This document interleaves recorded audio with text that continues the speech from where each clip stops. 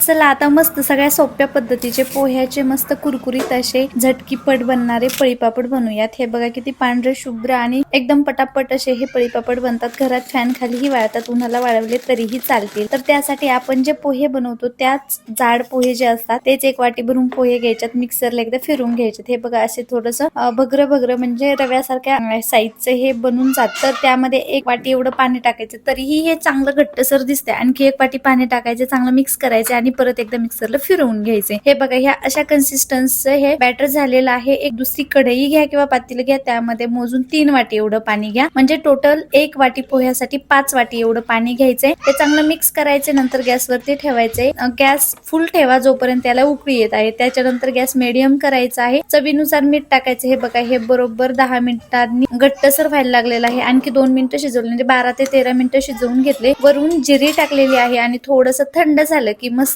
Plastic वरती हे पळीने पापड बनवायचे आहेत। मस्त 2 दिवस याला वाळू द्यायचं आहे आणि एवढे मस्त आपले हे बघा जिरी टाकल्यामुळे एकदम मस्त असे हे पापड दिसतात, एकदम कुरकुरीत झटकीपट बनतात। तर तुम्ही एकदा नक्की ही पळी पापडांची रेसिपी ट्राय करा। चला भेटूया पुढच्या व्हिडिओ मध्ये।